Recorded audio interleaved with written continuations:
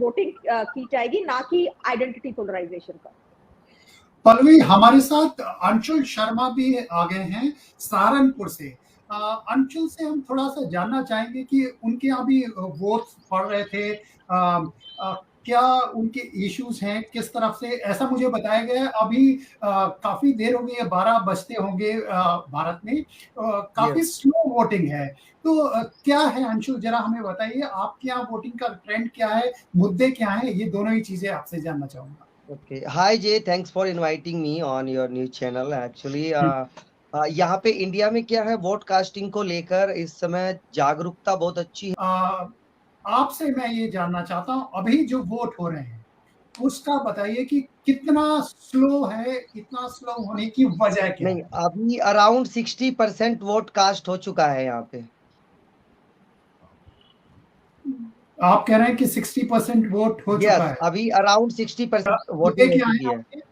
आपके मुद्दे क्या हैं उस इलाके के? सबसे पिछड़ा इलाका है सहारनपुर आपका, वहां शिक्षा नहीं है, वहां रोजगार के नाम पे कोई इंडस्ट्री नहीं है, वहां पर आपस में हिंदू मुसलमान के झगड़े सबसे ज्यादा होते हैं, वहां ट्रांसपोर्टेशन की रास्ते बिल्कुल खराब हैं।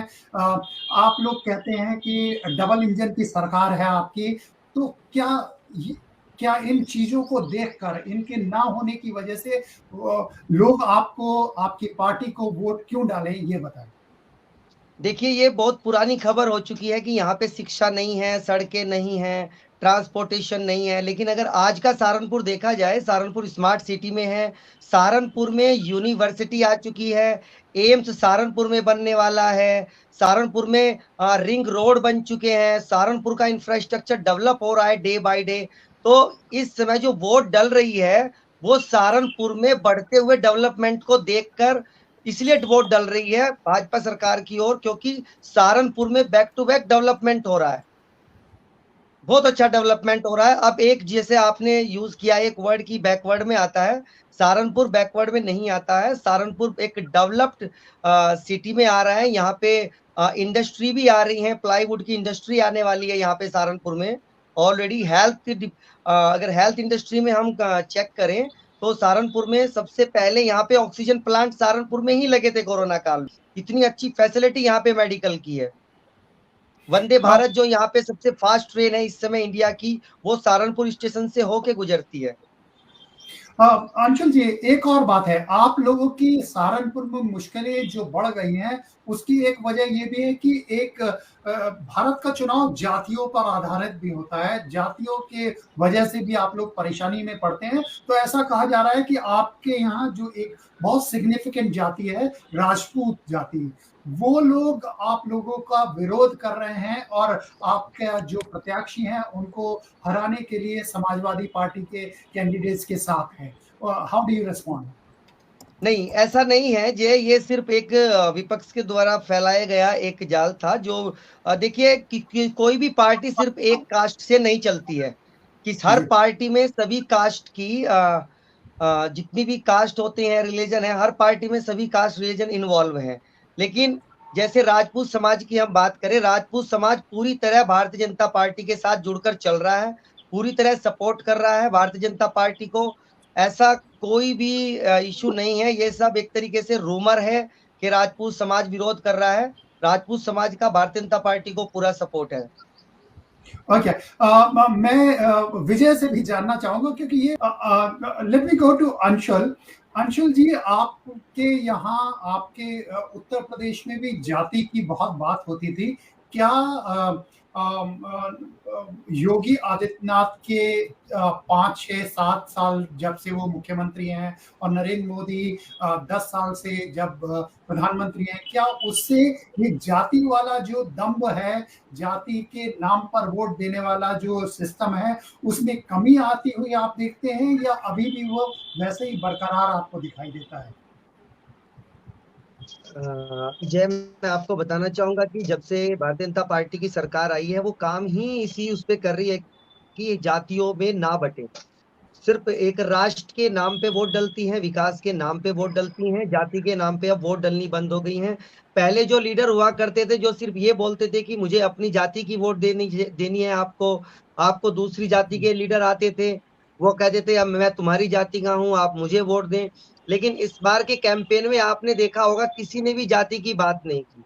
किसी भी, अगर आप किसी भी लीडर की स्पीच देखे विपक्ष वाले की, तो वो कहीं भी कोई भी बात नहीं कर रहे हैं जाति की, क्योंकि उनको पता है कि मोदी जी और योगी जी की जो डबल इंजन की सरकार है, इसने उस जातिवाद को एक तरीके से खत्म तो मैं नहीं कहूंगा, लेकिन काफी हद तक कम करने का काम कर चुकी है ये मोदी गवर्नमेंट हमारी।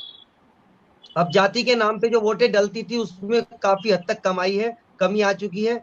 सब जो वोट डल रही हैं वो अभी तक जो योजनाएं हमें मिलती आ रही हैं उसके बेस पे वोट डल रही हैं। ओके, पॉइंट तो है। अंशुल कह रहे हैं पल्लवी की जाति के नाम पर वोट होना कम हो गया है क्या? Let me go to Anshul. Anshul से पूछते हैं, उत्तर प्रदेश तो भाई कांग्रेस की काफी स्ट्रांग होल्ड रहा है और इस बार अलायंस भी समाजवादी पार्टी के साथ बड़ा अच्छा बना लिया है उन्होंने, तो क्या दिखता है राहुल का? आपके यहाँ तो प्रियंका गांधी घूम के गई हैं 2 दिन पहले, तो कैसा माहौल है? क्या राहुल प्रियंका का कोई असर आपके यहाँ दिखाई देता है? देखिए अभी जो यहाँ पे मैं आपको सहारनपुर की बात करना चाहूंगा अलायंस की। यहाँ पे समाजवादी का और कांग्रेस का जो आईएनडी गठबंधन है, इस पे वोट जो पड़ रही है वो सिर्फ एक लिमिटेड वोट है, एक सिर्फ अपनी ही एक लिमिटेड वोट है जो कैंडिडेट के अपने व्यक्तिगत वोट्स हैं। क्योंकि कांग्रेस को इससे पहले अगर विधानसभा इलेक्शन देखे तो यहाँ से कुछ भी नहीं मिला था उनको। इस बार उन्होंने जिस कैंडिडेट पे अपना दाव खेला है, जिनको उन्होंने इस बार मौका दिया है यहाँ से सहारनपुर से, वो कुछ सिलेक्टेड वोट निकाल पा रहे हैं, वो भी कांग्रेस के नाम पे नहीं, अपने नाम पे कुछ वोट निकाल पा रहे हैं। लेकिन जो मोस्टली वोट जा रहा है यहाँ पे, अगर आप देखें यहाँ से बसपा पार्टी थी, बहुजन समाज पार्टी, उसका 60 to 70% वोट पूरा का पूरा डाइवर्ट हो चुका है। अगर आप देखें तो भारतीय जनता पार्टी की ओर डाइवर्ट हो चुका है। सोनिया गांधी की जो ये हमारे प्रियंका गांधी जी अभी यहाँ पे सहारनपुर आई, इन्होंने रोड शो भी किया, लेकिन वो इतना इफेक्टिव नहीं हो पाया। मैंने देखा कि काफी भीड़ थी उसमें एक्चुअली। देखिए ये भीड़ आपको, मैं कहूंगा ये भीड़ आपको दिख रही थी, लेकिन ये वोट वाली भीड़ नहीं थी, ये सिर्फ एक लिमिटेड वो है ऑडियंस जितनी भी वहां पे हमें दिख रही थी। इन रोड शो में कुछ ऐसा प्रियंका गांधी जी का कोई इतना कोई इफेक्ट नहीं लगा, ना वो इतनी प्रभावशाली लीडर है, ना उनसे कोई इतने इफेक्टिव है। जैसे कि उन्होंने पहले भी दिया था, लड़की हूँ लड़ सकती हूँ, इस तरह की स्पीच दी थी। तो उनके जो वायदे होते हैं, जो वो वादे करती हैं, उन पे कोई जनता भी विश्वास नहीं करती, क्योंकि इससे पहले भी वो काफी वादे करके अपनी सरकारें पहले चलाई हैं उन्होंने, लेकिन उसमें जो वादे किए पूरे नहीं किए। और उसी का कारण ये रहा कि भारतीय जनता पार्टी हर साल पहले से ज्यादा मजबूत होकर निकल के आती है।